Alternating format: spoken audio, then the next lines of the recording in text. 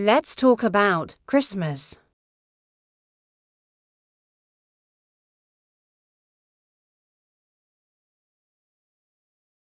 The history of Christmas.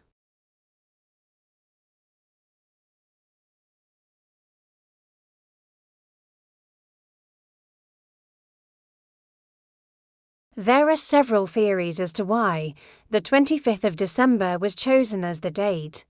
For Christmas, however, theology Professor Susan Roll notes that no liturgical historian goes so far as to deny that it has any sort of relation with the sun, the winter solstice, and the popularity of solar worship in the later Roman Empire.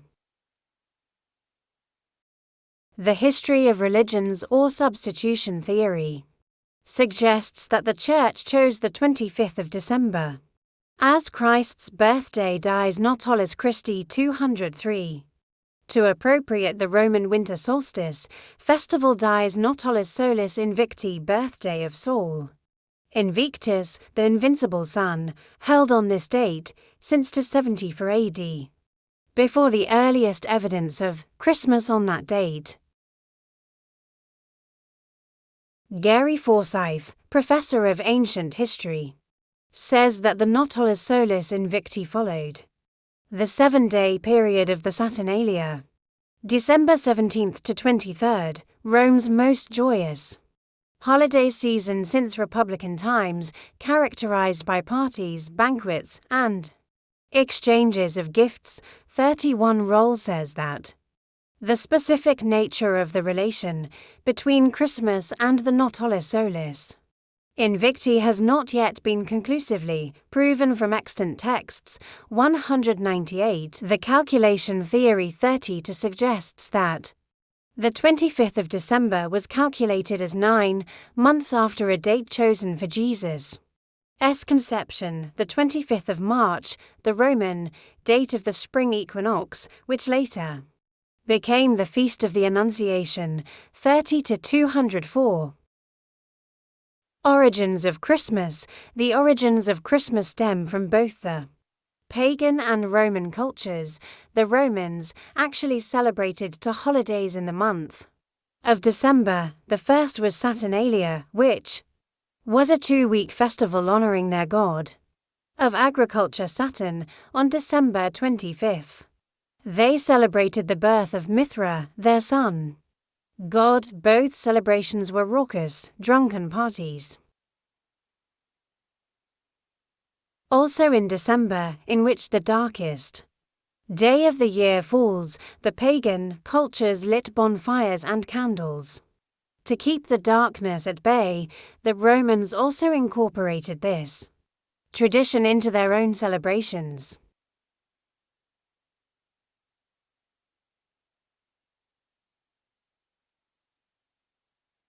As Christianity spread across Europe, the Christian clergy were not able to curb the pagan customs and celebrations. Since no one knew Jesus' date of birth, they adapted the pagan ritual into a celebration of his birthday.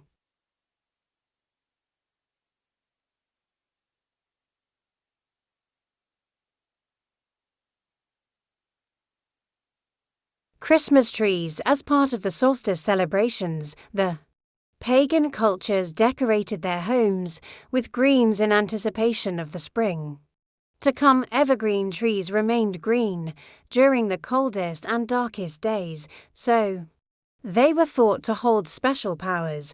The Romans also decorated their temples with fir trees during Saturnalia and decorated them with bits of metal. There are even records of the Greeks decorating trees in honor of their gods. Interestingly, the first trees brought into the pagan homes were hung from the ceiling, upside down.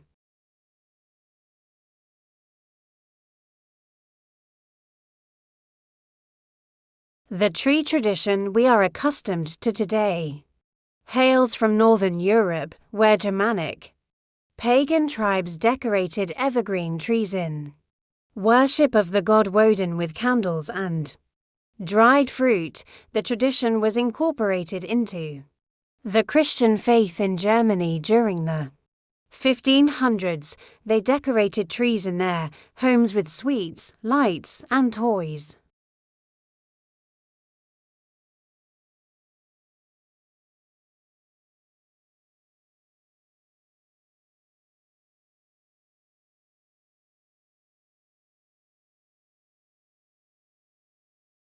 Santa Claus, inspired by Saint Nicholas, this Christmas tradition has Christian roots rather than pagan ones.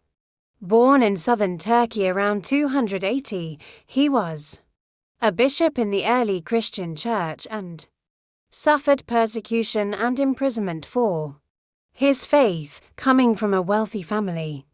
He was renowned for his generosity towards the poor and disenfranchised. The legends surrounding him abound.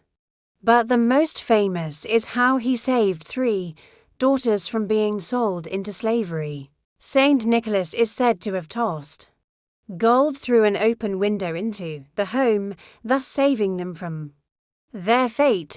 Legend has it that the gold landed in a sock drying by the fire, so children started hanging stockings by their fires in hopes Saint Nicholas would toss gifts into them. In honor of his passing, December 6th was declared Saint Nicholas Day. As time went on, each European culture adapted versions of Saint Nicholas. In Swiss and German cultures, Christkind or Kreis, Kringle, Christ child, accompanied St. Nicholas to deliver presents to well-behaved children. Joel Thompson was a happy elf delivering gifts via a sleigh drawn by goats in Sweden. Pagan worship, forbidden by God. For then Josiah ordered the high priest Hilkiah, his assistant priests, and the guards on duty at the entrance to the temple to bring out of the temple all the objects used in the worship of Baal, of the goddess Asherah, and of the stars. The king burned all these objects outside the city near Kidron Valley, and then had the ashes taken to Bethel. 5. He removed from office the priests that the kings of Judah had ordained to offer sacrifices on the pagan altars in the cities of Judah and in places near Jerusalem. All the priests who offered sacrifices to Baal, the sun, the moon, the planets, and the stars.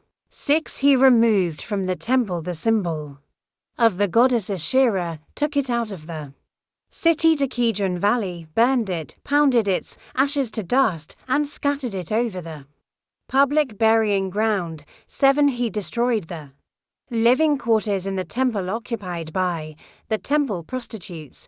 It was there that women wove robes used in the worship of Asherah. 8. He brought to Jerusalem the priests who were in the cities of Judah, and throughout the whole country he desecrated the altars where they had offered sacrifices. He also tore down the altars dedicated to the goat demons near the gate built by Joshua, the city governor, which was to the left of the main gate as one enters the city. 9. Those priests were not allowed to serve in the temple, but they could eat the unleavened bread provided for their fellow priests. 10. King Josiah also desecrated Topheth, the pagan place of worship in Hinnom Valley, so that no one could sacrifice his son or daughter as a burnt offering to the god Molech.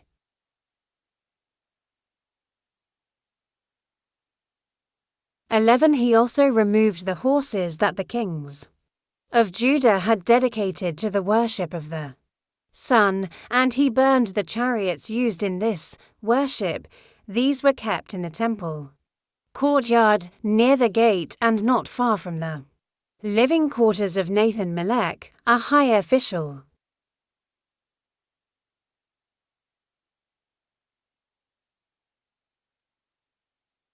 John 4:24, King James Version. 20. For God is a spirit, and they that worship him must worship him in spirit and in truth. Exodus 20-3-5, New King James Version. 3 You shall have no other gods before me. For you shall not make for yourself a carved image any likeness of anything that is in heaven above, or that is in the earth beneath, or that is in the water under the earth. 5 You shall not bow down to them nor serve them, for I, the Lord your God, am a jealous God, visiting the iniquity of the fathers upon the children to the 3rd and 4th generations of those who hate me,